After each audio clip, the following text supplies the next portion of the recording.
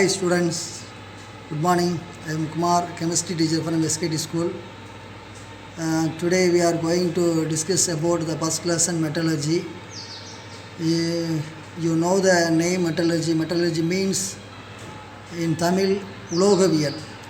That is the study of metals. That is the technology of metal.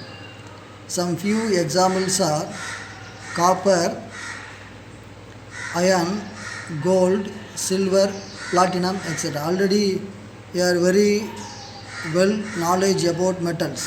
Metal means உலோகம். நீங்கள் உலோகத்தை பற்றி நல்லா கேள்விப்பட்டிருப்பீங்க, உங்களுக்கே தெரியும். Next, the metals are occur in two forms, that is native state or combined state.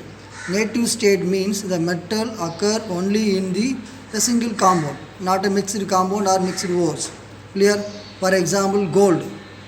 கோல்டுனா தமிழில் சொன்னோம் அப்படின்னா கோல்டு தங்கம் எப்போதுமே சேர்மமாக கிடைக்காது, தங்கம் அப்படிங்கிற தனித்த உலோகமாகவே தான் கிடைக்கும். அது உங்களுக்கு நல்லா தெளிவாக தெரியும். நெக்ஸ்ட் கம்பைன்ட் ஸ்டேட் அப்படிங்கிறது த metal occurs in as oxides, sulfides or silicate. Metallic compounds or 2 or 3 metal mixtures is called combined state. Clear? Next topic, ore and minerals. Ore means the mineral that contains high percentage of metal from which it can be extracted conveniently, economically are called ores. That means for example, for aluminum having two types of minerals, that is China clay and bauxite. But aluminum economically, that is low cost, மிக குறைந்த செலவில் bauxite அப்படிங்கிற மினரலில் இருந்தால் என்ன செய்கிறோம், extract பண்ணுறோம். That is aluminium having bauxite is an ore, china clay is an mineral. இப்போ what is mean by mineral? Mineral means a naturally occurring substance obtained by mining which contains metal in free state or in the form of compounds like oxide, sulfide, silicate, etc. Clear? That means mining means சுரங்கத்திலேருந்து வெட்டி எடுக்கிறது. சுரங்கத்திலேருந்து வெட்டி எடுக்கும்போது அந்த metal காம்பவுண்ட்ஸோடு என்ன செய்யலாம், வேறு metal compounds மிக்ஸாக இருக்கலாம், அன்வான்ட் இம்ப்யூரிட்டிஸ் எல்லாமே மிக்ஸாக இருக்குது. அந்த அன்வான்ட் இம்ப்யூரிட்டிஸ்க்கு பேர் தான் என்னென்னா கேங்க் ஆர் மேட்ரிக்ஸ்னு பேர். What are the unwanted impurities? The rock particle, the dust particles, the other sulphide particles, volatile impurities is called Kang particles. Clear? Next we are going to discussing about metallurgical process. The metallurgical process having 3 steps.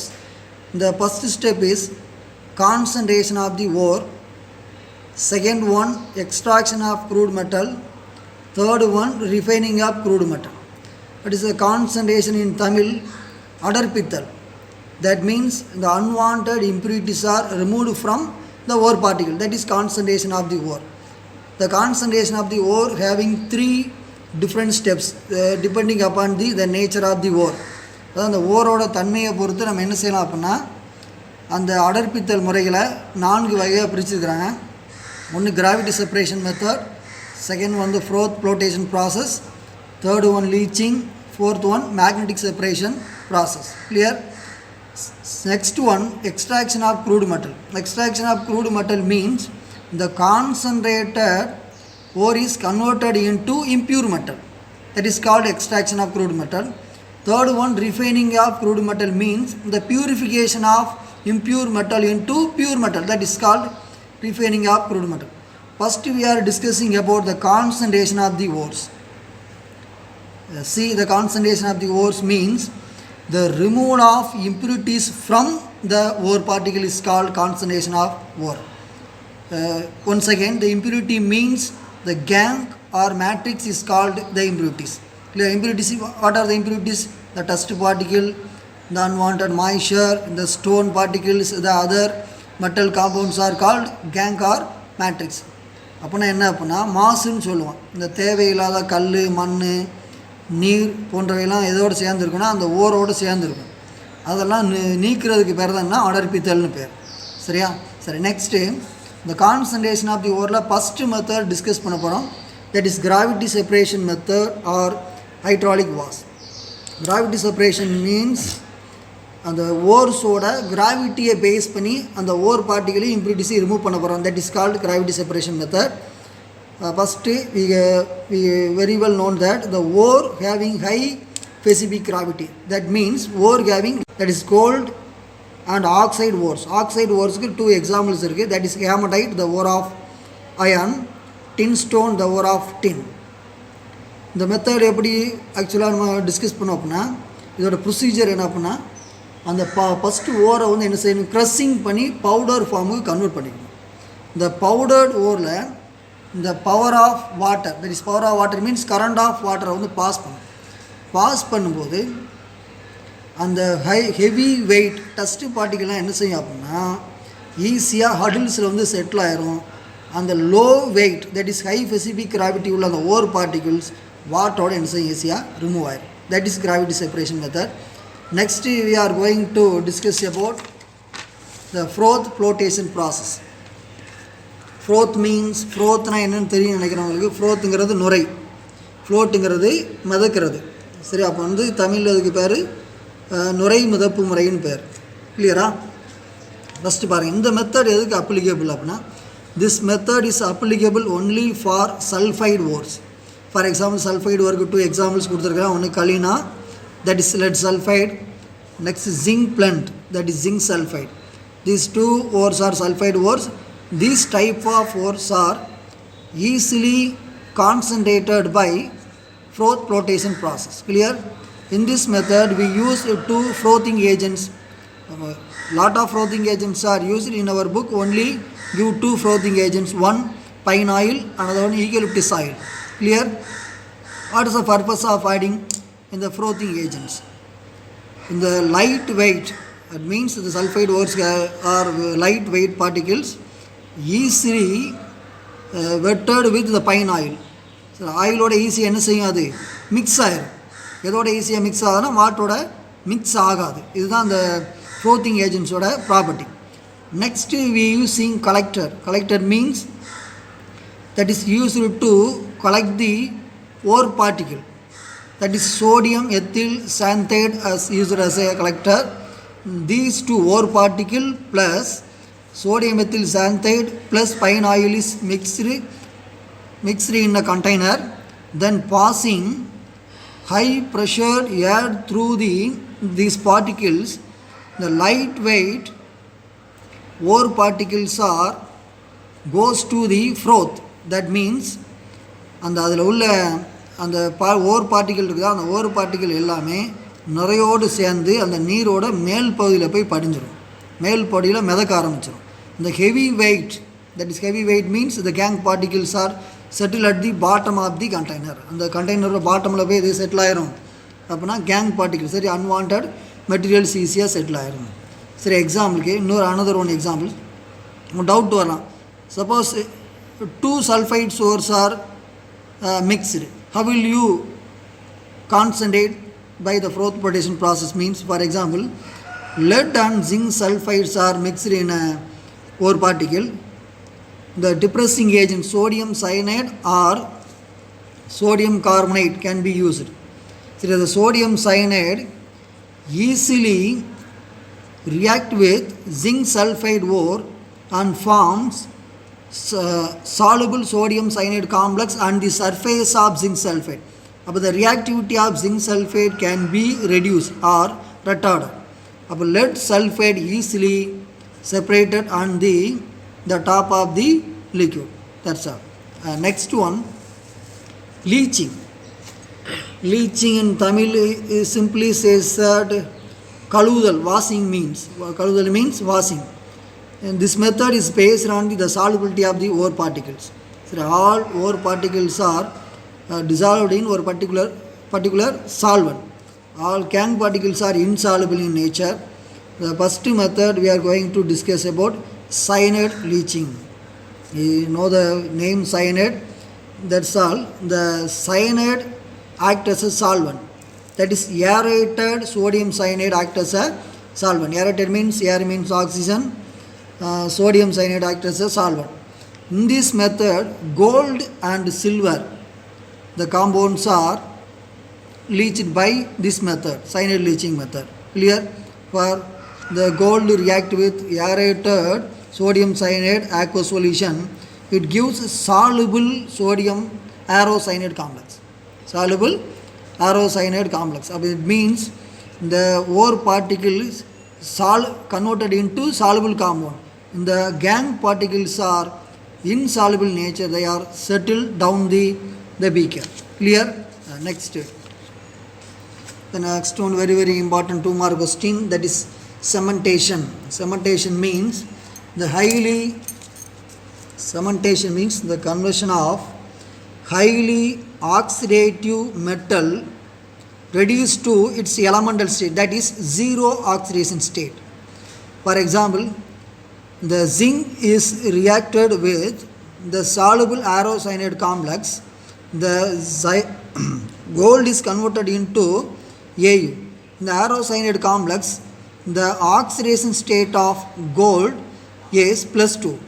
But in the AU, the oxidation state of gold is 0. That is cementation. Clear? Next method, ammonia leaching. Ammonia means, you very well know that the solvent is aqueous ammonia. Aqueous means ammonia dissolved in water act as a solvent. அம்மோனியாவை என்ன செஞ்சணும், வாட்டரில் dissolve பண்ணி அதை ஒரு சால்வெண்ட்டாக எடுத்துக்கணும். சரி, in this method is used to concentrate nickel, copper and cobalt metals like. Clear? These metals react with aqueous ammonia compound. They are converted into hexamine nickelate, tetramine copper, pentamine aqua cobalt 3 ion. Clear? These type of compounds are formed in soluble nature. The impurities are, that is gangue particles are iron 3 oxides, iron hydroxides and aluminosilicate are impurities in this method. Clear? Next one, alkali leaching. Alkali means the hydroxides of alkali metals is called alkali. Clear? What are the alkali metals? Lithium, sodium, potassium, rubidium, cesium. Already we are well known about alkali metals. These metal hydroxides are called alkalis. Clear? In this method, solvent aqueous alkali. It is aqueous alkali means sodium hydroxide dissolved in water or sodium carbonate dissolved in water act as a solvent.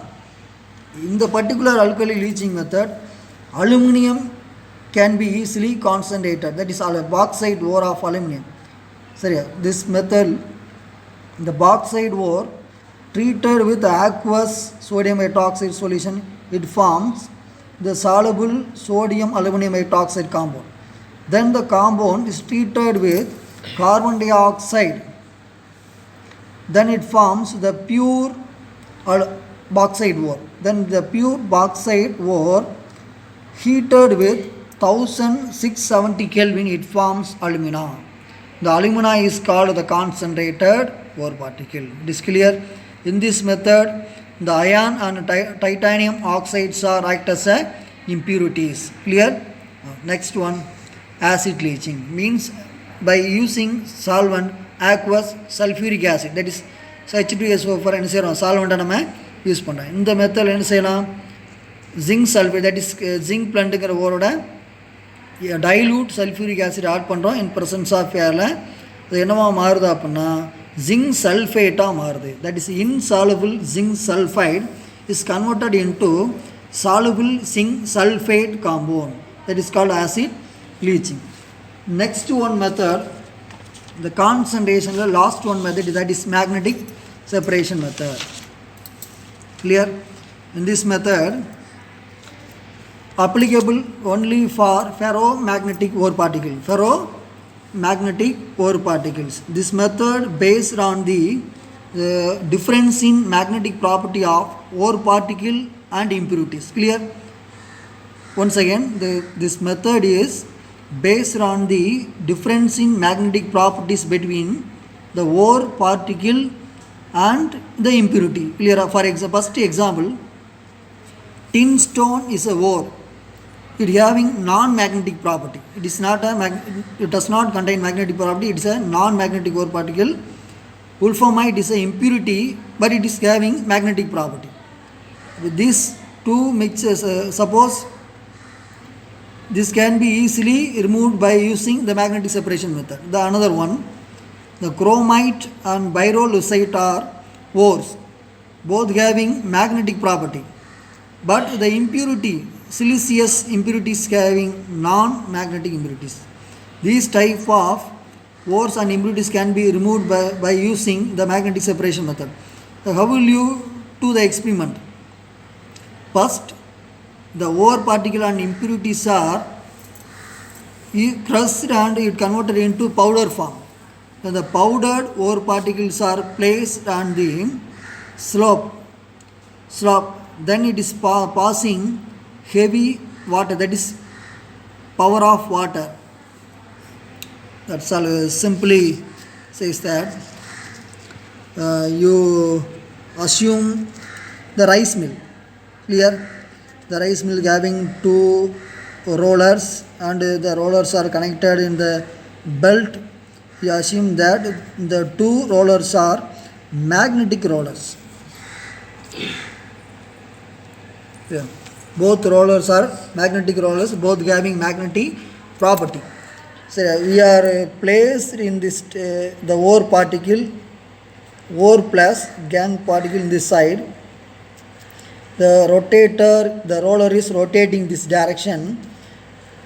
Two collector, that is two apparatuses are here. The ore and gang particles are moving this side.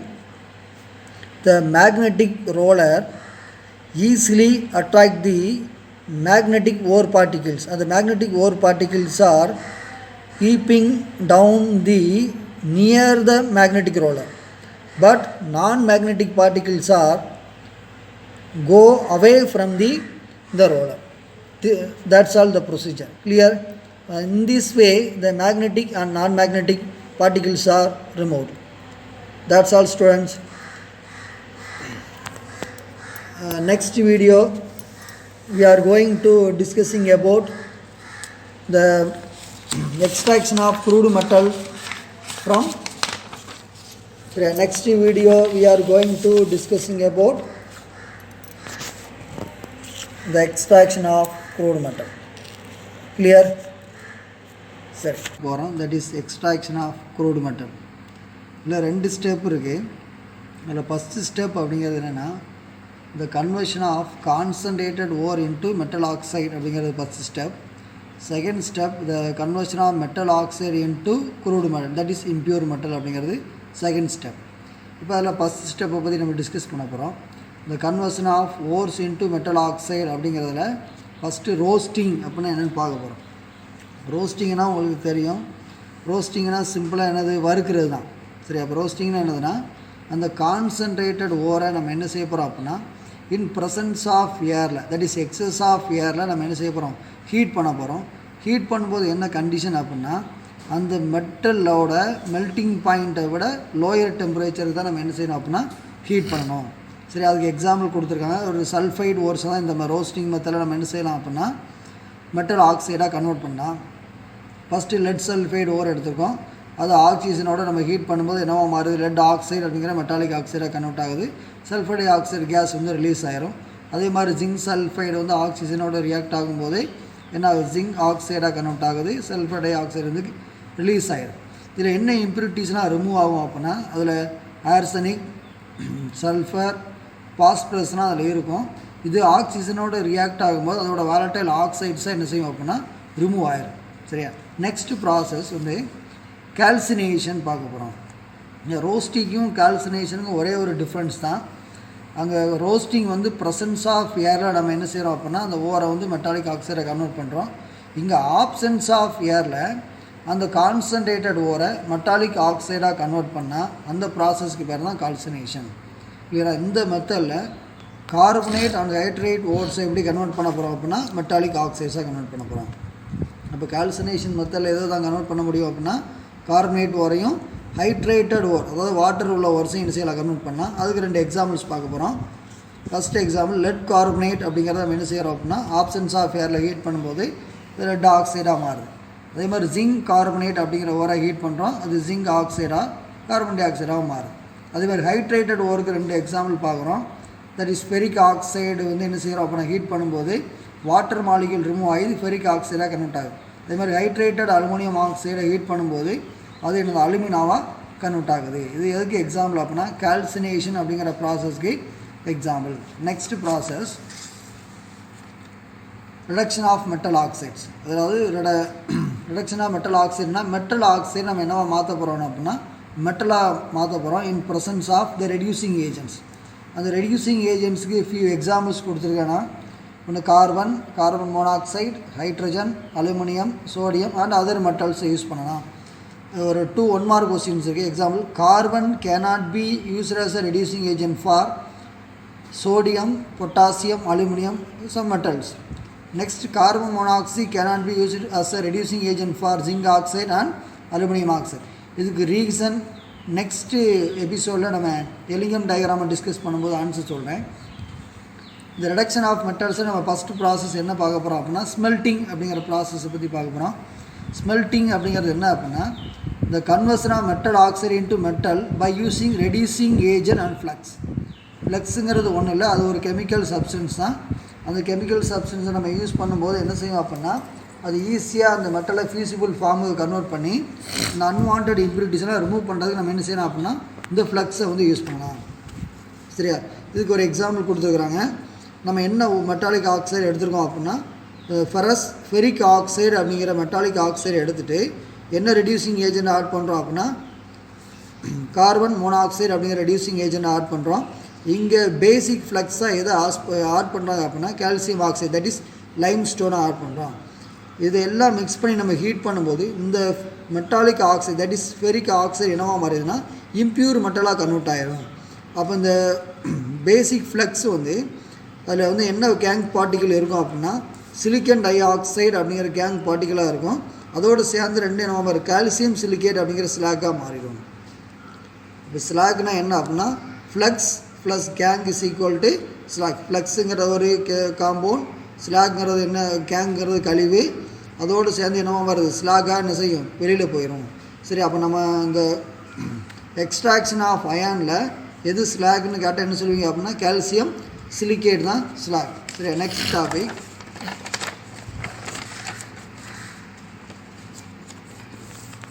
Next ஒரு 5 mark கொஸ்டினை பற்றி நம்ம discuss பண்ண போகிறோம். That is extraction of copper from copper pyrite. சரி, copper pyrite அப்படிங்கிற அதோட ஓர்லேருந்து எப்படி நம்ம எக்ஸ்ட்ராக்ட் பண்ணலாம் அப்படின்னு பார்க்க போகிறோம். காப்பருக்கு நிறைய ஓர்ஸ் இருக்குது. அதில் நம்ம இம்பார்ட்டன்ட் ஓர் என்ன அப்படின்னா காப்பர் பைரைட் தான் important ore. That is CuFeSt அப்படிங்கிறது அதோட ஃபார்முலா. இது சல்ஃபைடு ஓர்னால அது எந்த மெத்தடில் கான்சன்ட்ரேட் பண்ணுறோம் அப்படின்னா ஃப்ளோட்டேஷன் ப்ராசஸ் மெத்தடில் என்ன செய்கிறோம் கான்சன்ட்ரேட் பண்ணுறோம். சரி, நெக்ஸ்ட்டு இது இந்த ப்ராசஸ் ஸ்மெல்ட்டிங் ப்ராசஸ் எதில் நடக்கும் அப்படின்னா ரப்பர் பற்றி ஃபர்னேஸில் நடக்கும். அதில் என்னெல்லாம் எடுப்பாங்க அப்படின்னா கான்சன்ட்ரேட்டட் ஓர், சிலிக்கா ப்ளஸ் ஏர் இதெல்லாம் பாஸ் பண்ணி நம்ம என்ன செய்ய போகிறோம் அப்படின்னா ஹீட் பண்ண போகிறோம். ஹீட் பண்ணும்போது அந்த கான்சன்ட்ரேட்டட் ஓர் வந்து என்னவா கன்வெர்ட் ஆகும் அப்படின்னா அதில் உள்ள அந்த FeS அப்படிங்கிறது என்னவா மாறிடும் FeOவாக மாறிடும். இந்த FeOங்கிறது அங்கே உள்ள சிலிக்கா, தட் இஸ் சிலிக்கன் டை ஆக்சைடோட என்னது கம்பைன் ஆகி என்னவா மாறிடுதுன்னா ஸ்லாகாக மாறிடும். இதில் வந்து 2 டிஃப்ரெண்ட் லேயர்ஸ் ஃபார்ம் ஆகும். ஒன்று ஸ்லாகு, இன்னொன்று மேட்டி அப்படிங்கிற 2 லேயர் ஃபார்ம் ஆகும். ஸ்லாக்ங்கிறது என்னது ஃபெரஸ் சிலிக்கேட், மேட்டியில் என்னெல்லாம் இருக்கும் அப்படின்னா குப்ரஸ் சல்ஃபைடும் பரஸ் சல்ஃபைடும் இருக்கும். நம்ம ஸ்லாகை ரிமூவ் பண்ணிவிட்டு நெக்ஸ்ட்டு மேட்டியை என்ன செய்ய போகிறோம் அப்படின்னா ஹீட் பண்ண போகிறோம். மேட்டியை திரும்படி அகெயின் நம்ம ஹீட் பண்ணும்போது இந்த ஃபெரஸ் சல்ஃபைடு அப்படிங்கிறது ஆக்சிஜனோட கம்பைன் ஆகி என்னவா மாறிடும் அப்படின்னா திரும்பவும் ஃபெரஸ் ஆக்சைடாக மாறி ஃப்ளக்ஸோடு சேர்ந்து என்ன செய்யும் ஃபெரஸ் சிலிக்கேட்டாக ரிமூவ் ஆயிரும். அப்போ அந்த ஈக்குவேஷன் தான் நான் இங்கே கொடுத்துருக்கேன்னு பாருங்கள். அந்த ஓர் வந்து ஆக்சிஜனோட ரியாக்ட் ஆகும்போது ferrous sulphide cuprous sulphide plus sulphur டை ஆக்சைடாக மாறுது. எகெயின் இந்த ஃபெரஸ் சல்ஃபைடு ஆக்சிஜனோட கம்பைன் ஆகும்போது என்னவா மாறுது ஃபெரஸ் ஆக்சைடாக மாறுது. அந்த ஃபெரஸ் ஆக்சைடு வந்து சில கேங் பார்ட்டிகளோட கம்பைன் ஆகி என்னவா மாறிடுது ஃப்ளக்ஸோட கம்பைன் ஆகி என்னவா மாறிடுது ஸ்லாகாக மாறி இது ரிமூவ் ஆயிரும். நெக்ஸ்ட்டு அந்த மேட்டி எடுத்து நம்ம ஹீட் பண்ண போகிறோம். அந்த மேட்டியில் என்னெல்லாம் இருக்கும் அப்படின்னா குப்ரஸ் சல்ஃபைடுங்கிற ஓர் பார்ட்டிகள் இருக்கும். அதை ஹீட் பண்ணும்போது அது குப்ரஸ் ஆக்சைடுங்கிற மெட்டாலிக் ஆக்சைடாக மாறும். Then the cuprous oxide combine with the excess of cuprous sulphide it gives impure copper metal. இங்கே காப்பர் மெட்டல் இங்கே கிடைக்கிற காப்பர் மெட்டலுக்கு பேர் என்ன பிளிஸ்டர் காப்பர்னு பேர். பிளிஸ்டர் காப்பர்னா என்ன அப்படிங்கிற கீழே எக்ஸ்ப்ளனேஷன் கொடுத்துருக்கு பாருங்கள். The impure copper is obtained, it contains 98% pure copper. அப்போ 98% பியூர் காப்பருக்கு பேர் தான் என்ன அப்படின்னா பிளிஸ்டர்ட் காப்பர். இல்லைனா அதில் என்ன இருக்கும் 2% இம்ப்யூரிட்டிஸ் இருக்கும். பிளிஸ்டர்ட் காப்பர்னா சிம்பிளாக 98% பியூர் காப்பர் ஆர் 2% இம்ப்யூரிட்டிஸ் இருந்தால் அந்த காப்பருக்கு பேர் என்னது பிளிஸ்டர் காப்பர். சரியா? இது வந்து extraction of copper from copper pyrite வந்து ஒரு வெரி இம்பார்ட்டன்ட் 5 மார்க் கொஸ்டின். இதை படிச்சுக்கோங்க. நான் நெக்ஸ்ட் டாபிக் போகிறோம். தட் இஸ் ரிடக்ஷன் மெத்தடில் செகண்ட் மெத்தட் போகிறோம். That is reduction by carbon. அப்படின்னா என்னது மெட்டாலிக் ஆக்சைடு ஓர என்ன செய்கிறோம் அப்படின்னா கோல்ங்கிறது கார்பன். அதை வச்சு நம்ம ஹீட் பண்ணும்போது டேரெக்டாக அந்த மெட்டாலிக் ஆக்சைடு என்னவா மாறுதுன்னா இம்ப்யூர் மெட்டலாக கன்வெர்ட் ஆகிடும். இதுக்கு பேர் தான் ரிடக்ஷன் பை கார்பன் அப்படிங்கிற ஒரு எலமெண்ட்டை வச்சு என்ன செய்ய போகிறோம் மெட்டாலிக் ஆக்சைடை மெட்டலாக கன்வெர்ட் பண்ண போகிறோம். அதுக்கு 2 எக்ஸாம்பிள்ஸ் கொடுத்துருக்குறேன். இதை ஃபஸ்ட்டு ஒன் பாருங்கள். ஜிங்க் ஆக்சைடு வந்து என்ன செய்ய கார்பனோட தட் இஸ் கோலோட ஹீட் பண்ணும்போது என்னவா மாறிடுது ஜிங்குங்கிற மெட்டலாகவும் கார்பன் மோனாக்சைடாகவும் கன்வெர்ட் ஆகிடும். அதே மாதிரி மேக்னீஸ் ஆக்சைடு வந்து கார்பனோட ரியாக்ட் ஆகும்போது மேக்னீஸுங்கிற இம்ப்யூர் மெட்டலாகவும் என்னவா மாறிடுது கார்பன் மோனாக்சைடாகவும் மாறிடும். சரி, நெக்ஸ்ட்டு என்ன பார்க்க போகிறோம் அப்படின்னா reduction by carbon, reduction by ஹைட்ரஜனை பார்க்க போகிறோம்.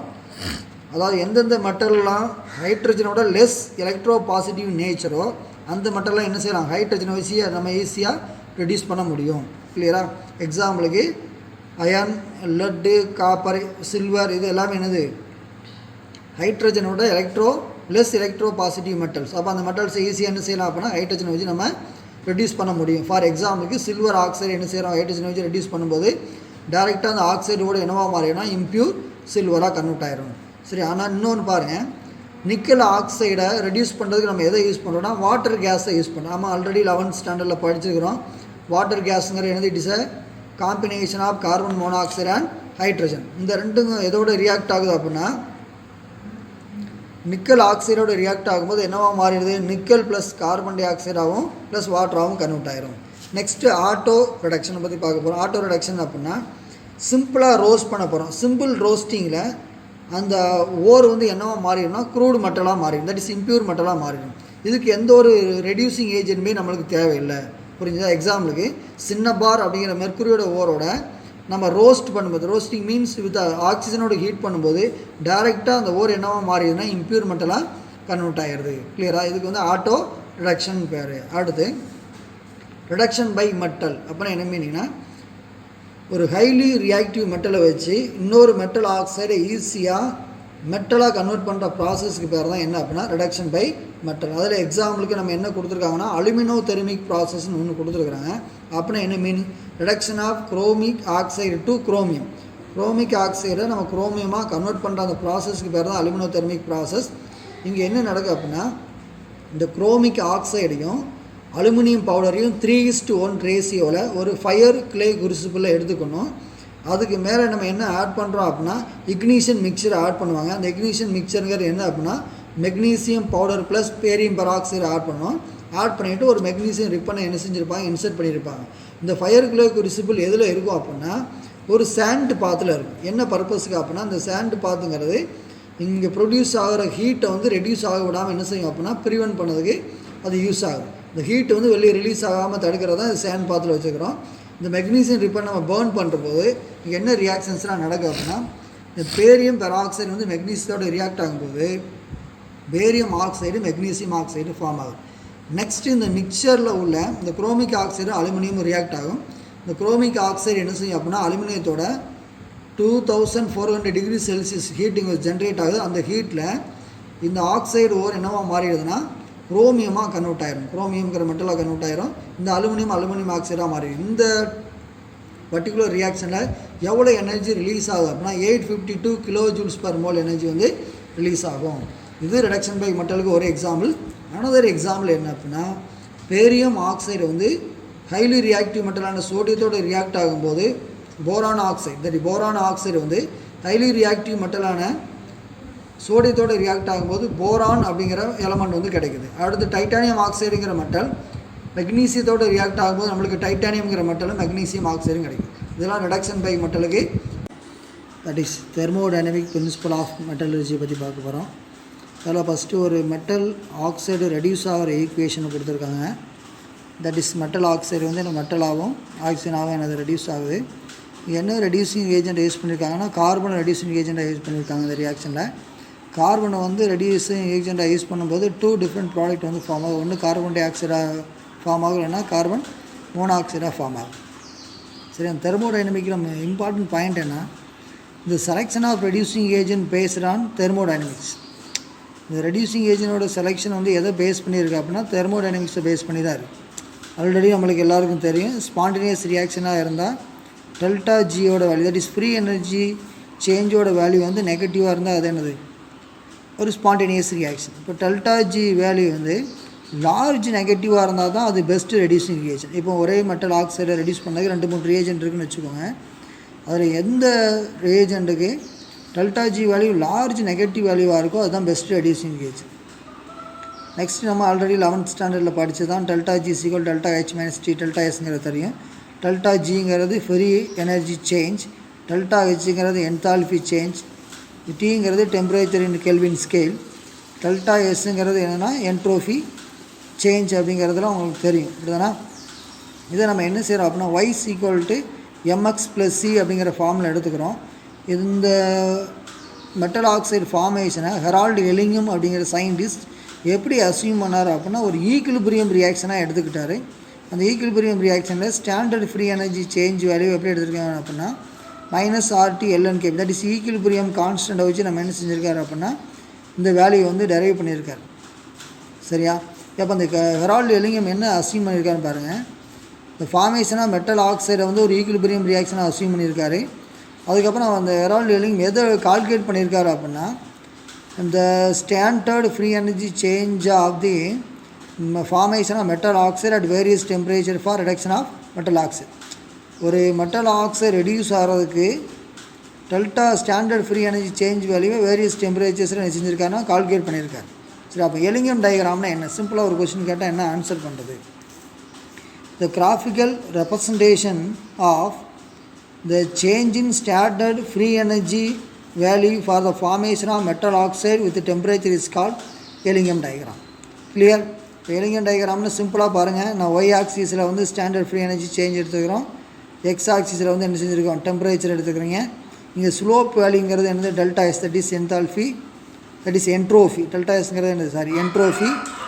இன்டர்செப்ட் என்னவாக கிடைக்கும் அப்படின்னா டெல்டா ஹெச்ங்கிறது என்னது, நம்மளுக்கு என்தால்ஃபியாக கிடைக்கும். புரிஞ்சா? அப்போ சிம்பிளாக டெல்டா ஹெச்ங்கிறது என்தால்ஃபி, டெல்டா எஸ்ங்கிறது என்னது அப்படின்னா என்ட்ரோஃபி, டெல்டா ஜிங்கிறது ஃப்ரீ எனர்ஜி சேஞ்ச் அப்படிங்கிறத ஞாபகம் வச்சுக்கோம். கிளியர்? நெக்ஸ்ட் என்ன செய்ய போகிறோம் அப்படின்னா அப்சர்வேஷன் ஃப்ரம் எலிங்கம் டயக்ராம். இந்த எலிங்கம் டயக்ராம்லேருந்து என்னென்ன அப்சர்வேஷன் அப்படிங்கிறத பார்க்க போகிறோம். இந்த most of the metal oxide formation, that is metal combine with oxygen to form metal oxide, அதோட ஸ்லோப் வேல்யூ என்னவாக இருக்குது அப்படின்னா பாசிட்டிவாக இருக்குது. ஆனால் நம்ம என்ன கண்டுபிடிக்க போகிறோம் அப்படின்னா ரிடக்ஷன் ஆஃப் ஒரு மெட்டல் ஆக்சைடை மெட்டலாக ரெடியூஸ் பண்ணுறதுக்கு டெல்டா எஸ் வேல்யூ என்னவாக இருக்கும் அப்படின்னா நெகட்டிவாக இருக்கும். That is decrease in randomness. அப்போ என்னது, ரேண்டம்னஸ்ங்கிறது டிக்ரீஸ் ஆகிட்டு வருது. இந்த டெல்டா எஸ் நெகட்டிவ்ங்கிற வேல்யூவை இந்த டெல்டா ஜி ஈக்குவேஷனை நம்ம சப்ஸ்டியூட் பண்ணும்போது இந்த டி டெல்டா எஸ்ங்கிற டேம் என்னவாக மாறிடுது, தட் இஸ் பாசிட்டிவாக மாறிடுது. கிளியரா? இது ஃபஸ்ட் அப்சர்வேஷன். செகண்ட் அப்சர்வேஷன் என்ன அப்படின்னா the formation of carbon monoxide is a straight line with negative slope. Carbon monoxide form ஆகிறது ஸ்ட்ரெயிட் லைனாக இருக்குது, ஆனால் ஸ்லோப் என்னவாக இருக்குது அப்படின்னா ஸ்லோப்புங்கிறது டெல்டா எஸ் வேல்யூ நெகட்டிவாக இருக்குது. அதுக்கு என்ன ரீசன் அப்படின்னா இந்த 2 moles of carbon combine with 1 mole of oxygen to give 2 moles of carbon monoxide.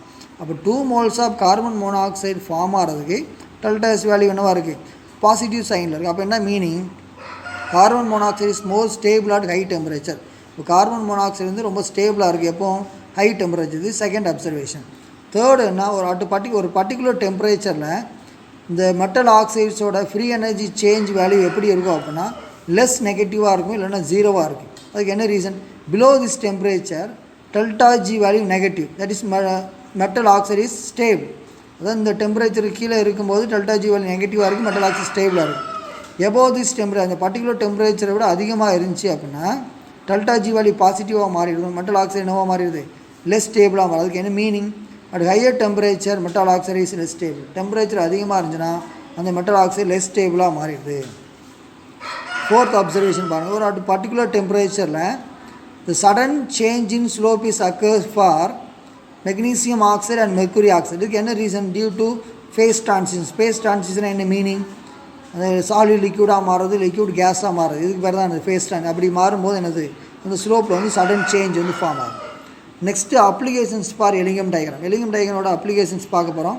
பாருங்கள், இது எதை எக்ஸ்பிளைன் பண்ணுறதுன்னா relative stability of different metal oxide at given temperature. ஒரு பர்டிகுலர் டெம்பரேச்சரில் அந்த மெட்டல் ஆக்சைடோட ஸ்டெபிலிட்டியை பற்றி எக்ஸ்பிளைன் பண்ணது தான் என்னது அப்படின்னா இந்த எலிங்கம் டயக்ராம். அதில் ஃபஸ்ட்டு பாருங்கள், silver oxide mercury oxide at upper part of the Ellingham diagram.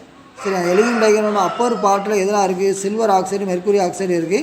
அதோட decomposition temperature 600 kelvin and 700 kelvin. இதை எதை இண்டிகேட் பண்ணுது அப்படின்னா இந்த ரெண்டு மெட்டல் ஆக்சைடுமே அன்ஸ்டேபிள் அட் மாடரேட் டெம்பரேச்சர். இந்த ரெண்டு மெட்டல் ஆக்சைட்ஸுக்கும் ரெடியூஸ் பண்ணுறதுக்கு தனியாக ஒரு ரெடியூசிங் ஏஜென்ட்டே தேவையில்லை. கிளியராக? இது ஃபஸ்ட்டு அப்ளிகேஷன். செகண்ட் அப்ளிகேஷன் என்ன அப்படின்னா Ellingham diagram is used to predict thermodynamic feasibility of reduction of oxides of one metal by another metal. ஒரு மெட்டல் ஆக்சைடை இன்னொரு மெட்டலை வச்சு எப்படி ரெடியூஸ் பண்ணலாம் அப்படிங்கிறத கால்குலேட் பண்ணதுக்கு தான் எது யூஸ் ஆகுது அப்படின்னா எலிங்கம் டயக்ராம் யூஸ் ஆகுது. ஃபார் எக்ஸாம்பிள், குரோமியம் ஆக்சைடை நம்ம என்ன செய்ய போகிறோம்? அலுமினியம்ங்கிற மெட்டலை வச்சு ரெடியூஸ் பண்ண போகிறோம். என்ன காரணம் அப்படின்னா இந்த எலிங்கம் டயக்ராமில் குரோமியம் ஆக்சைடு எங்கே இருக்குது அப்படின்னா டாப்பில் இருக்குது, அலுமினியம் ஆக்சைடு எங்கே இருக்குது அப்படின்னா கீழே இருக்குது. அப்போ என்ன மீனிங்? அப்போ எது மோர் ஸ்டேபிள்னா அலுமினியம் ஆக்சைடு வந்து மோர் ஸ்டேபிள், குரோமியம் ஆக்சைடு வந்து லெஸ் ஸ்டேபிள். அப்போ அலுமினியம்ங்கிற மெட்டலை வச்சு ஈஸியாக அதை ரெடியூஸ் பண்ண முடியும், குரோமியம் ஆக்சைடு வந்து ஈஸியாக ரெடியூஸ் பண்ணலாம். நெக்ஸ்ட் கண்டிஷன் பாருங்கள்,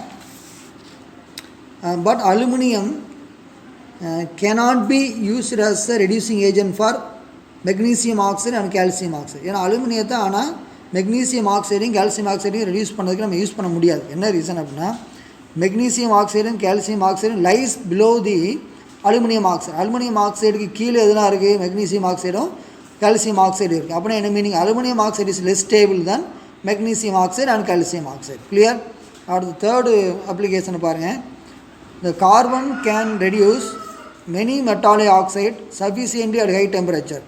என்ன ரீசன் அப்படின்னா carbon line cut many metal oxides. கார்பனோட லைன் வந்து நிறைய மெட்டல் ஆக்சைடோட லைனை கட் பண்ணுது. எக்ஸாம்பிளுக்கு இந்த reduction of iron oxide by carbon first in Ellingham diagram formation of iron oxide and formation of carbon monoxide intersects at 1000 kelvin. இந்த formation of iron oxide carbon monoxide எந்த பாயிண்டில் மீட் பண்ணுது அப்படின்னா 1000 கெல்வின். அப்படின்னா என்ன மீனிங்னா below 1000 kelvin carbon lines lies above the iron line. 1000 கெல்வினுக்கு கீழே கார்பனோட லைனு எதுக்கு மேலே இருக்குது? அயான் லைனுக்கு மேலே இருக்குது. அப்படின்னா என்ன மீனிங்?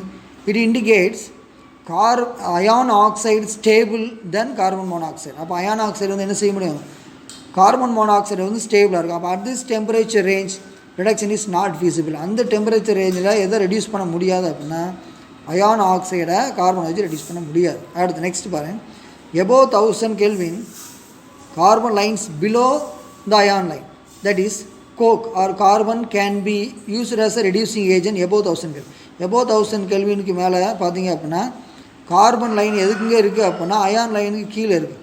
அப்போ என்ன செய்யலாம்? அப்போ ஈஸியாக கார்பனை வச்சு என்ன செய்ய முடியும்? அயானை ரெடியூஸ் பண்ண முடியும். அதுக்கு ஒரு எவிடன்ஸ் கொடுத்துருக்குறாங்க பாருங்கள். இப்போ ஃப்ரம் எலிங்கம் டயக்ராமில் 1500 கெல்வினில் அயான் வந்து ஆக்சிஜனோட கம்பைன் ஆகி அயான் ஆக்சைடு ஃபார்ம் ஆகுது. ஈக்குவேஷன் 1 வச்சுக்கோங்க. கார்பன் ஆக்சிஜனோட கம்பைன் ஆகும்போது கார்பன் மோனாக்சைடு ஃபார்ம், ஈக்குவேஷன் 2 வச்சுக்கோங்க. ஏன்னா நம்ம ரெடக்ஷன் அப்படிங்கிறது மெட்டல் ஆக்சைடை மெட்டலாக கன்வெர்ட் பண்ணுறதுக்கு பேர் தான் ரிடக்ஷன். இப்போ அயான் ஆக்சைடு அயானாக கன்வெர்ட் பண்ணியிருக்கோம். அந்த டெல்டா ஜி வழியோடய இருக்குது, நெகட்டிவ் சைனில் இருக்குது. இப்போ ஈக்குவேஷன் 2 and 3 நம்ம கப்புள் பண்ணும்போது அதோட ரிடக்ஷன் ஈக்குவேஷன் கிடைக்கிது. நம்ம ரிடக்ஷன் ஈக்குவேஷன் டெல்டா ஜி வழி எப்படியும் இருக்குது, நெகட்டிவ் சைனில் இருக்குது. It is spontaneous reaction. அப்போ எபோவ் 1000 கெல்வினுக்கு மேலே நம்ம என்ன செய்யணும் அப்படின்னா அயான் ஆக்சைடை ரெடியூஸ் பண்ணதுக்கு நம்ம கார்பனை ஒரு ரெடியூசிங் ஏஜெண்டாக யூஸ் பண்ணலாம் அப்படிங்கிறது இங்கே கிளியர் ஆகும். Next limitations. இதோட ஃபெயிலியர்ஸ் என்ன அப்படின்னா Ellingham diagram based only on thermodynamic consideration. இது எதை பேஸ் பண்ணி மட்டும் இருக்குது அப்படின்னா தெர்மோடைனமிக்ஸை பேஸ் பண்ணி மட்டும்தான் இருக்குது. It gives information about thermodynamic feasibility of reaction. எந்த இன்ஃபர்மேஷன் மட்டும்தான் நம்மளுக்கு கிடைக்கும் அப்படின்னா தெர்மோடைனமிக் டெம்பரேச்சர் கண்டிஷனில் இந்த ரியாக்ஷன் பாசிபிளா இல்லையா அப்படிங்கிறத மட்டும் சொல்லுது. It does not tell anything about rate of the reaction. ஒரு ரியாக்ஷனோட ரேட்டை பற்றி அது எந்த ஒரு இன்ஃபர்மேஷனுமே சொல்லலை. It does not give any idea about possibility of other reaction that might be taking place. மற்ற ரியாக்ஷன்ஸ் வந்து ஒரு பர்டிகுலர் கண்டிஷன்ஸில் நடக்குமா அப்படிங்கிறத பற்றி இது என்ன செய்யலை, எக்ஸ்பிளைன் பண்ணல. செகண்ட் ஃபெயிலியர் என்ன அப்படின்னா, எலிங்கத்தோட மெயின் அசம்ஷன் என்ன அப்படின்னா, the delta G for the formation of product, that is the reactant and product are in equilibrium.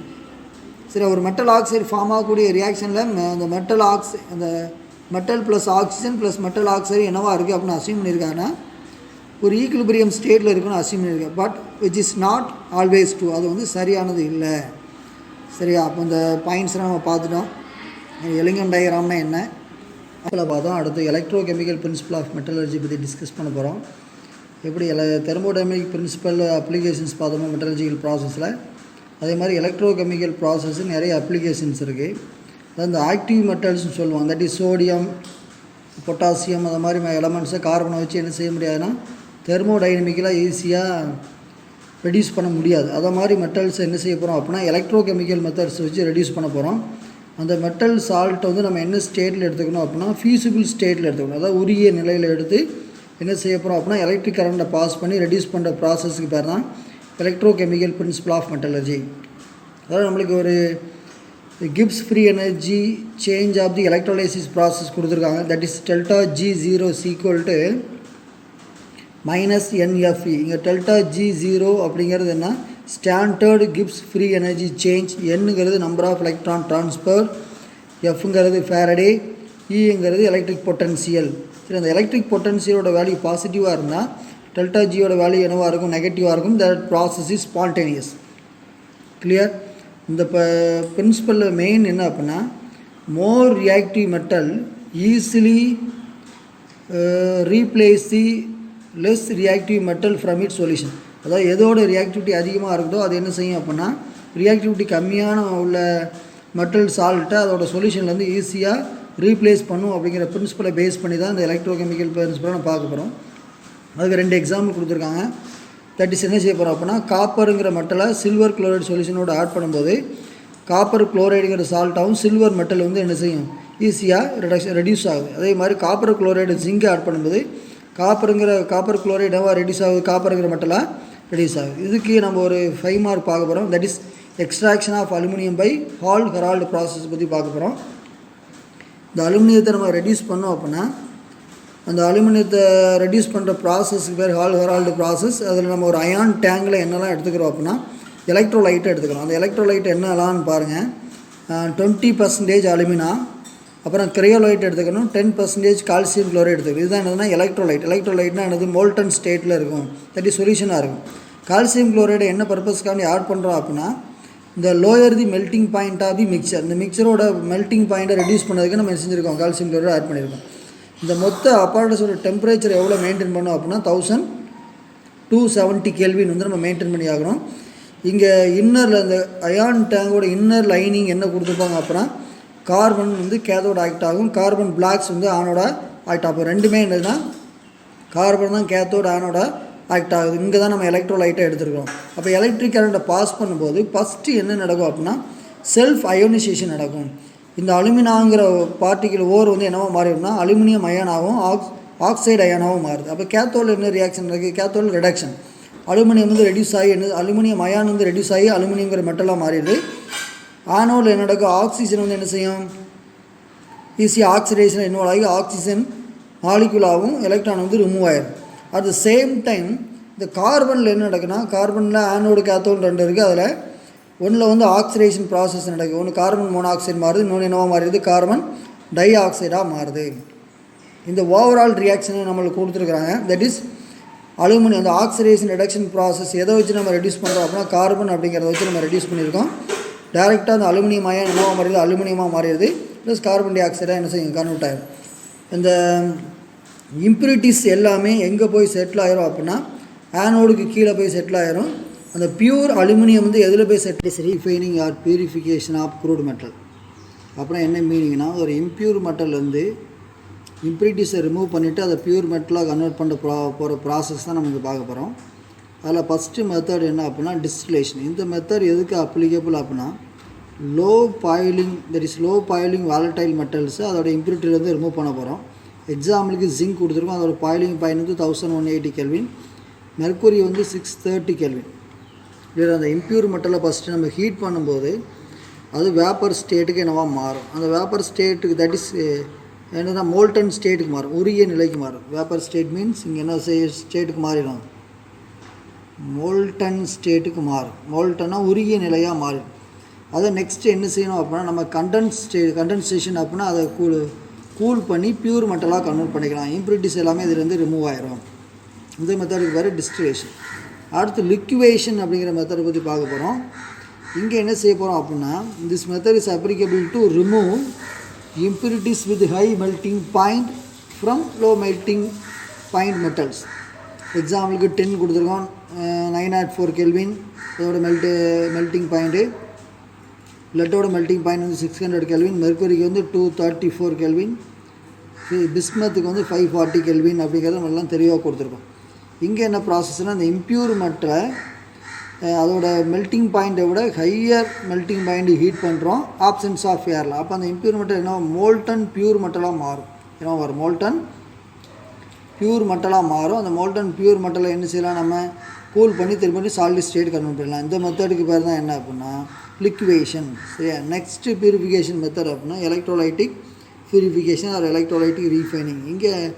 இங்கே என்ன செய்ய போகிறோம்னா எந்த மெட்டலை நம்ம வந்து பியூரிஃபை பண்ணுமோ அந்த மெட்டலோட இம்ப்யூர் ராடை வந்து என்ன செய்யணும் அப்படின்னா ஆனோடு எடுத்துக்கணும், பியூர் ராடை வந்து கேத்தோடு எடுத்துக்கணும். எலக்ட்ரோலைட் சொல்யூஷன் வந்து அந்த மெட்டலை வந்து ஏதோ ஒரு ஆசிடில் டிசால்வ் பண்ணி சொல்யூஷனாக எடுத்துக்கணும். அங்கே ஆனோடில் ஆக்சிடேஷன் ரியாக்ஷன் நடக்கும், கேத்தோடில் வந்து என்ன ரியாக்ஷன் ரிடக்ஷன் ரியாக்ஷன் நடக்கும். அந்த இம்ப்யூரிட்டிஸ் எல்லாமே எங்கே போய் ஆனோடுக்கு கீழே செட்டில் ஆயிரும். அதுக்கு பேர் ஆனோடு மட்டும் பேர். அப்போ இந்த பியூர் மெட்டல் எங்கே செப்பரேட் ஆகும் அப்படின்னா கேத்தோடில் போய் செப்பரேட் ஆகும். இந்த மெட்டல்ஸ் எல்லாம் நம்ம பியூரிஃபை பண்ணலாம் அப்படின்னா சில்வர், காப்பர், ஜிங்க் இது மாதிரி மெட்டல்ஸை என்ன செய்யலாம் ஈஸியாக நம்ம பியூரிஃபை பண்ணலாம். ஃபார் எக்ஸாம்பிள் சப்போஸ் நம்ம சில்வரை பியூரிஃபிகேஷன் பண்ணுறோன்னு வச்சுக்கோங்க. இம்ப்யூர் சில்வரை ஆனோட எடுத்துக்கணும், பியூர் சில்வரை கேத்தோட எடுத்துகிட்டு எலக்ட்ரோலைட் என்னென்னா அந்த இம்ப்யூர் மெட்டலை நைட்ரிக் ஆசிடில் டிசால்வ் பண்ணி சில்வர் நைட்ரேட் சொல்யூஷனாக எடுத்துகிட்டு எலக்ட்ரிக் கரண்ட்டை பாஸ் பண்ணோம் அப்படின்னா ஆனோடில் ஆக்சிடேஷன் ப்ராசஸ் நடக்கும், கேத்தோடில் ரிடக்ஷன் ப்ராசஸ் நடக்கும். அப்போ இந்த பியூர் சில்வர் வந்து எதில் செப்பரேட் ஆகும்னா கேத்தோடில் போய் செப்பரேட் ஆகும். அப்போ இம்ப்யூரிட்டி எல்லாம் எங்கே போய் செட்டில் ஆகிரும் அப்படின்னா ஆனோடு கீழே செட்டில் ஆகிரும். அதுக்கு பேர் தான் என்னது ஆனோட் மாட்டும். ஓகே. அடுத்து நெக்ஸ்ட் ப்ராசஸ் பாருங்கள், that is zone refining process. இது இந்த வருஷம் பப்ளிக் எக்ஸாமில் கேட்ட 5 மார்க் கொஸ்டின். இந்த மெத்தட் எதை பேஸ் பண்ணி இருக்குது அப்படின்னா ஃப்ராக்ஷனல் கிறிஸ்டலைசேஷன் அப்படிங்கிற ப்ராசஸை பேஸ் பண்ணியிருக்கு. இதோட மெயின் கான்செப்ட் என்ன அப்படின்னா இம்ப்யூரிட்டிஸ் வந்து மோர் சாலுபிள் இன் மோல்டன் ரீஜன். இம்ப்யூரிட்டிஸ் வந்து அந்த உரிய நிலையில் உள்ள ரீஜனில் வந்து சாலுபிளாக இருக்கும். மெட்டலை வந்து என்ன செய்யும் அப்படின்னா டெம்பரேச்சர் ரெடியூஸ் ஆகும்போது சடனாக சாலிடாக மாறக்கூடிய ப்ராப்பர்ட்டிஸ் இருக்கும். இந்த இம்ப்யூர் மெட்டலை நம்ம ஒரு மெட்டாலிக் ராடாக எடுத்துக்கிட்டு ஒரு மொபைல் இண்டக்ஷன் ஹீட்டரை வச்சு ஒரு ஏ எண்டில் இருந்து சப்போஸ் ஏ எண்டில் இருந்து பி எண்ட் வரைக்கும் நம்ம பிங்கிற எண்டு வரைக்கும் அந்த மொபைல் இண்டக்ஷன் ஹீட்டர் அப்படியே கொஞ்சம் மூவ் பண்ணும்போது இந்த இம்ப்யூரிட்டிஸ் எல்லாமே இந்த மொபைல் இண்டக்ஷன் ஹீட்டரோடு சேர்ந்து ஒரு எண்ட்லேருந்து இன்னொரு எண்டுக்கு என்ன செய்யும் அப்படின்னா ரிமூவ் ஆகிட்டே இருக்கும். அப்போ இந்த ஏலேருந்து வந்து என்னவோ ஆகிட்டே இருக்கும், பியூர் மெட்டலாக கன்வெர்ட் ஆகிடும். இதை நம்ம இப்படி ரிப்பீட்டடாக பண்ணும்போது நம்மளுக்கு ஒரு அல்ட்ரா பியூர் மெட்டல் வந்து கிடைக்கும். சரி. அது ஹீட் பண்ணுறதுக்கு என்ன கண்டிஷன் அப்படின்னா கம்பல்சரி அந்த மெட்டலை ஹீட் பண்ணும்போது நம்ம இன்னட் அட்மாஸ்பியரில் தான் ஹீட் பண்ணணும். அப்போ தான் அந்த மெட்டல் ஆக்சிடேஷன் ஆகிறத நம்மளால் என்ன செய்ய முடியும்னா ப்ரிவெண்ட் பண்ண முடியும். சரி. இந்த மெத்தடில் என்னென்ன எலமெண்ட்ஸ் எல்லாம் நம்ம வந்து பியூரிஃபை பண்ணலாம் அப்படின்னா இந்த செமி கண்டக்டிங் மெட்டீரியல் சொல்லுவாங்க. That is germanium, silicon, gallium போன்ற மெட்டல்ஸை என்ன செய்யலாம் ஈஸியாக இந்த மெத்தடில் நம்ம என்ன செய்யலாம் பியூரிஃபிகேஷன் பண்ணலாம். நெக்ஸ்ட் மெத்தட் என்ன அப்படின்னா vapour phase refining. That is vapour phase method. ஒரு மெயின் கான்செப்ட் என்ன அப்படின்னா மெட்டலை ஒரு சூட்டபிள் சால்வெண்ட்டை வச்சு நம்ம என்ன செய்ய போகிறோம் ஹீட் பண்ண போகிறோம். ஹீட் பண்ணும்போது அந்த மெட்டலை வந்து வாலட்டைல் காம்பவுண்டாக கன்வெர்ட் ஆகுது. அந்த வாலட்டைல் காம்பவுண்டை இன்னும் ஹையர் டெம்பரேச்சர் வச்சு டீகம்போஸ் பண்ணும்போது அது பியூர் மெட்டலாக கன்வெர்ட் ஆயிரும். அப்படிங்கிற பிரின்சிபல் தான் என்னது வேப்பர் பேஸ் மெத்தட். அதில் ஃபஸ்ட்டு ப்ராசஸ் என்ன அப்படின்னா Mond process. That is Mond's process for the purification of நிக்கலை வந்து பியூரிஃபை பண்ணுற ப்ராசஸ்க்கு பேர் தான் என்னது மன்ஸ் ப்ராசஸ். அப்போ நிக்கல் இம்ப்யூர் மெட்டலை கார்பன் மோனாக்சைடுங்கிற கேஸை பாஸ் பண்ணி 350 கெல்வின் நம்ம ஹீட் பண்ணும்போது ஹைலி வாலட்டைல் நிக்கல் டெட்ரா கார்பனுங்கிற காம்பவுண்ட் ஃபார்ம் ஆகும். இந்த காம்பவுண்டை வந்து 460 கெல்வினுக்கு எகெயின் நம்ம டீகம்போஸ் பண்ணும்போது நம்மளுக்கு பியூர் நிக்கல் மெட்டல் கிடச்சிரும். கார்பன் மோனாக்சைடு வந்து ரீஜெனரேட் ஆயிரும். சரி. அடுத்த நெக்ஸ்ட் ப்ராசஸ் என்ன அப்படின்னா van Arkel method for the purification of zirconium and titanium. இப்போ இங்கே என்ன செய்ய போகிறோம்னா இந்த இம்ப்யூர் டைட்டானியத்தோடு என்ன செய்கிறோம் அப்படின்னா அயோடின் சாலிட் ஆட் பண்ணி 550 கெல்வின் ஹீட் பண்ணுறோம். அப்போ என்ன ஃபார்ம் ஆகும், டைட்டானியம் டெட்ரா அயோடைடு அப்படிங்கிற வாலட்டைல் காம்பவுண்ட் வந்து ஃபார்ம் ஆகுது. அந்த வாலட்டைல் காம்பவுண்ட் என்ன செய்ய போகிறோம் அப்படின்னா 1080 கெல்வினில் டங்ஸ்டன் ஃபிலமெண்ட்டில் பாஸ் பண்ணுறோம். டங்ஸ்டன் ஃபிலமெண்ட்டில் பாஸ் பண்ணும்போது என்னவோ மாறும், அந்த டைட்டானியம் வந்து டங்ஸ்டன் ஃபிலமெண்ட்டில் போய் செப்பரேட் ஆகிரும். நம்மளுக்கு வந்து அயோடின் வந்து ரீஜெனரேட் ஆகிடும். அப்போ அயோடினை நெக்ஸ்ட் ப்ராசஸ் நம்மளால் யூஸ் பண்ண முடியும். இதில் என்ன மெயின்னா அயோடின் வந்து என்ன செய்யுதுன்னா இம்ப்யூரிட்டிஸோடு ரியாக்ட் ஆகாது. அதனால் அயோடின் என்ன செய்யலாம். இதில் ஃபஸ்ட்டு அப்ளிகேஷன் ஆஃப் அலுமினியம். அலுமினியங்கிறது ஒரு good conductor of heat and electricity. ஹீட்டையும் எலக்ட்ரிசிட்டியும் கண்டக்ட் பண்ணக்கூடிய ஒரு மெட்டல். ரெசிஸ்ட் கரோஷனை வந்து தடுக்கக்கூடிய, அரிப்பை தடுக்கக்கூடியது. இது எதுக்கெல்லாம் யூஸ் ஆகுது அப்படின்னா it is used to making cooking vessels, wraps, packing material, that is food மெட்டீரியல்ஸை பேக் பண்ணுறதுக்கு இதை யூஸ் பண்ணலாம். Aluminium alloy with copper, manganese, magnesium, silicon. இந்த அல்லாய் வந்து எப்படி இருக்குன்னா லைட் வெயிட்டாக இருக்கும், அட் த சேம் டைம் ஸ்ட்ராங்காக இருக்கும். அதனால் it is used to design of aeroplane other transport parts. Next it is used to design chemical reactors, medical equipments, refrigeration and gas pipelines. இதெல்லாம் எனக்கு டிசைன் பண்ணுறதுக்கு யூஸ் ஆகுது. Next aluminium வந்து rate கொஞ்சம் கம்மி, அது சீஃபாக இருக்கிறதுனால எலக்ட்ரிக் கேபிள்ஸாகவும் என்ன செய்கிறாங்க, இதை யூஸ் பண்ணுறாங்க. எதோடு சேர்ந்து அப்படின்னா ஸ்டீலோடு சேர்த்து. நெக்ஸ்ட்டு என்ன அப்படின்னா அப்ளிகேஷன்ஸ் ஆஃப் ஜிங்கை பார்க்க போகிறோம். இதில் ஃபஸ்ட்டு ப்ராசஸ் வந்து galvanising ion seeds. That galvanisation அப்படிங்கிறது அயானுக்கு மேலே ஜிங்கை கோட்டிங் பண்ணுற ப்ராசஸ்க்கு பேர் தான் கேல்வனைசேஷன். இந்த கேல்வனைசேஷன் பண்ணுறதுனால என்ன ப்ராசஸ்னால் அயானோட ரஸ்டிங்கும் கரோஷனும் ப்ரிவெண்ட் ஆகும். அடுத்து டை காஸ்டிங்ஸில் எது யூஸ் ஆகுதுன்னா ஜிங்க் யூஸ் ஆகுது. இந்த டை காஸ்டிங் மேலே automobile parts, electrical and hardware இண்டஸ்ட்ரீஸில் எது யூஸ் ஆகுதுன்னா ஜிங்குங்கிற மெட்டல் வந்து யூஸ் ஆகுது. நெக்ஸ்ட்டு ஜிங்க் மெட்டலோட காம்பவுண்டான ஜிங்க் ஆக்சைடு எதெல்லாம் ப்ரிப்பேர் பண்ண யூஸ் ஆகுதுன்னா பெயிண்ட் ப்ரிப்பேர் பண்ணலாம், rubber, cosmetics, pharmaceuticals, plastics, inks, batteries, textiles and electrical equipments prepare பண்ணுறதுல எது யூஸ் ஆகுதுன்னா ஜிங்க் ஆக்சைடு வந்து யூஸ் ஆகுது. நெக்ஸ்ட் ஜிங்க் சல்ஃபைடு அப்படிங்கிற காம்பவுண்ட் எதுக்கு யூஸ் ஆகுது அப்படின்னா லூமினஸ் பெயிண்ட்ஸ் ப்ரிப்பேர் பண்ணலாம், ஃப்ளோரோசன் லைட்டில் யூஸ் ஆகுது. அப்புறம் எக்ஸ்ரே ஸ்க்ரீனில் எது யூஸ் ஆகுதுன்னா ஜிங்க் சல்ஃபைடு அப்படிங்கிற காம்பவுண்ட் யூஸ் ஆகுது. நெக்ஸ்ட்டு ஜிங்கோட இம்பார்ட்டன்ட் அல்லாய் வந்து பிராஸ். இந்த பிராஸ் எதுக்கு யூஸ் ஆகுது அப்படின்னா வாட்டர் வால்வ்ஸ் ப்ரிப்பேர் பண்ணதுக்கு, அப்புறம் கம்யூனிகேஷன் எக்யூப்மெண்ட்ஸ் ப்ரிப்பேர் பண்ணதுக்கு எது யூஸ் ஆகுதுன்னா இந்த ஜிங்கோட அல்லாய் வந்து யூஸ் ஆகுது. சரி, நெக்ஸ்ட்டு அப்ளிகேஷன்ஸ் ஆஃப் காப்பர் பார்க்க போகிறோம். அதாவது மனுஷன் கண்டுபிடிச்ச ஃபஸ்ட்டு மெட்டல் எது அப்படின்னா தான் காப்பர் தான். மனுஷன் அப்போ என்னவா பயன்படுத்திட்டாங்கன்னா பிரான்ஸ் அப்படிங்கிற ஒரு அல்லாயாக யூஸ் பண்ணாங்க. அதனால் பிரான்ஸ் ஏஜ் அப்படிங்கிற ஒரு எராவே இருந்துச்சு. சரி, அந்த காப்பருங்கிற மெட்டல் எதுக்கு யூஸ் ஆகுதுன்னா கோல்டோடு சேர்த்து என்ன செய்யலாம், இதுனா காயினாகவும் ப்ரிப்பேர் பண்ணலாம். அதே மாதிரி ஆர்னமெண்ட்ஸ், ஆபரணங்களாகவும் இதை என்ன செய்ய முடியும்னா தயாரிக்க முடியும். அதே மாதிரி மற்ற உலகங்களோடையும் சேர்த்து என்ன செய்யலாம், காயின்ஸும் ஆர்னமெண்ட்ஸும் இதை ப்ரிப்பேர் பண்ண முடியும். இதில் காப்பரோட அல்லாய்ஸ் எதுக்கெல்லாம் யூஸ் ஆகுதுன்னா ஒயர் ப்ரிப்பரேஷனுக்கு யூஸ் ஆகுது, வாட்டர் பைப்ஸ் ப்ரிப்பேர் பண்ணலாம், அதர் எலக்ட்ரிக்கல் பார்ட்ஸ் ப்ரிப்பேர் பண்ணுறதுக்கெலாம் எது யூஸ் ஆகுது அப்படின்னா காப்பர் அப்படிங்கிற மெட்டல் யூஸ் ஆகுது. Next applications of iron, that is இரும்போட அப்ளிகேஷன்ஸ் பார்க்க போகிறோம். அயான் தான் இருக்கிறதுல சீஃபஸ்ட் மெட்டல், ரொம்ப அதிகமாக கிடைக்கக்கூடிய மெட்டலும் கூட. இது எதுக்கு நான் யூஸ் ஆகுதுன்னா இந்த பிரிட்ஜ், பாலங்கள் கட்டுறதுக்கு, எலக்ட்ரிசிட்டி பைலான்ஸ், இந்த எலக்ட்ரிசிட்டி பைலான்ஸ்னால் இந்த போலை தாங்கி பிடிக்கிறதுக்கு உள்ள கம்பிகள் தயாரிக்கிறதுக்கு, பைசைக்கிள் செயின்ஸ், நம்ம சைக்கிள் செயின், கட்டிங் டூல்ஸ், அப்புறம் கத்தி அருவா மாதிரி பொருட்கள் தயாரிக்கிறதுக்கு, ரைஃபிள் பேரல்ஸ், இதெல்லாம் ப்ரிப்பேர் பண்ணதுக்கு எது யூஸ் ஆகுதுன்னா அயான் யூஸ் ஆகுது. நெக்ஸ்ட் அயானில் ஒரு டைப் வந்து காஸ்ட் அயான். அந்த காஸ்ட் அயான் எதுக்கு யூஸ் ஆகுதுன்னா pipes, valves, pumps and stoves ப்ரிப்பரேஷனுக்கு யூஸ் ஆகுது. சரி, அயனோட அல்லாயிலேருந்து தான் எதை தயாரிக்கிறாங்க அப்படின்னா மேக்னெட்டை தயாரிக்கிறாங்க. அப்போ அயனோட அல்லாய் என்ன செய்யலாம், மேக்னடைட் அப்படிங்கிற ஒரு ஓர்லேருந்து தான் தயாரிக்கிறாங்க. அதனால் மேக்னெட் ப்ரிப்பரேஷன்லேயும் அயான் யூஸ் ஆகுது. இதோட அல்லாய்ஸை பற்றி பார்க்க போகிறோம். ஸ்டெயின்லெஸ் ஸ்டீல் எதுக்கு யூஸ் ஆகுதுன்னா ரெசிஸ்டன்ட் டு கரோஷன், அரிப்பை தடுக்கிறதுக்கு ஸ்டெயின்லெஸ் ஸ்டீலை யூஸ் பண்ணலாம். நம்ம வீட்டில் யூஸ் பண்ணுற பாத்திரங்கள் எல்லாமே ஸ்டீல் பாத்திரங்கள் தானே, அது யூஸ் ஆகுது. அதுக்கு architecture, bearings, cutlery, surgical instrument and jewelleries prepare பண்ணுறதுக்கெல்லாம் எது யூஸ் ஆகுது அப்படின்னா அயனோட அல்லாய் வந்து யூஸ் ஆகுது. அடுத்து செகண்ட் அல்லாய் என்னென்னா நிக்கல் ஸ்டீல். இதுக்கு எதுக்கு யூஸ் ஆகுது, electric cables, automobiles, aeroplane parts prepare பண்ணுறதுனா நிக்கல் ஸ்டீலுங்கிற அல்லாய் யூஸ் ஆகுது. அடுத்து குரோம் ஸ்டீலுங்கிற அல்லாய் எதுக்குன்னா இந்த கட்டிங் டூல்ஸ், ப்ரெஸ்ஸிங் மிஷின்ஸ், அந்த போர் போடுறதுக்கு யூஸ் பண்ணுற மிஷின்ஸ் எல்லாம் ப்ரிப்பேர் பண்ணுறதுக்கு என்ன அல்லாய் யூஸ் ஆகுது, குரோம் ஸ்டீலுங்கிற அயனோட அல்லாய் யூஸ் ஆகுது. இப்போ அடுத்து நெக்ஸ்ட் என்ன போகிறோம், அப்ளிகேஷன்ஸ் ஆஃப் கோல்டை பற்றி பார்க்க போகிறோம். கோல்டுங்கிற ஒரு எக்ஸ்பென்சிவான metal, at the same time precious and coinage metal. சரி, விலை அதிகம், அது அதிகமாக கிடைக்கிறதுல காயின் ப்ரிப்பேர் பண்ணுறாங்களா அது யூஸ் ஆகுது அப்படின்னா கோல்டுக்கு யூஸ் ஆகுது. கோல்டு வந்து காப்பரோட சேர்த்து நம்ம அல்லாய் ப்ரிப்பேர் பண்ணால் அது எதுக்கு யூஸ் ஆகும், என்னெல்லாம் ப்ரிப்பேர் பண்ணலாம் அப்படின்னா ஆபரணங்கள் தயாரிக்க வந்து யூஸ் ஆகும். எலக்ட்ரிக் பிளேட்டிங் மெத்தட் மூலமாக கோல்டு எதுலலாம் யூஸ் ஆகுது அப்படின்னா வாட்சஸில் யூஸ் ஆகுது, ஆர்டிஃபிஷியல் லிம் ஜாயின்ஸில் யூஸ் ஆகுது, சீப் ஜுவல்லரிஸ் தட் இஸ் நம்ம என்ன சொல்லுவோம் கவரிங் நகைகள் சொல்லுவோமோ அதை ப்ரிப்பேர் பண்ண யூஸ் ஆகுது, டெண்டல் ஃபில்லிங் பல் துளைகள் அடைக்கிற யூஸ் ஆகுது, எலக்ட்ரிக்கல் கனெக்டராகவும் என்ன செய்யலாம் கோல்டை யூஸ் பண்ணலாம். அடுத்து கோல்டு நானோ பார்ட்டிகல் எதுக்குலாம் யூஸ் ஆகுது அப்படின்னா it is use to increase the efficiency of solar செல்ஸோட எஃபிஷியன்சி இன்க்ரீஸ் பண்ணதுக்கு கோல்டு நானோ பார்ட்டிகல் யூஸ் ஆகுது.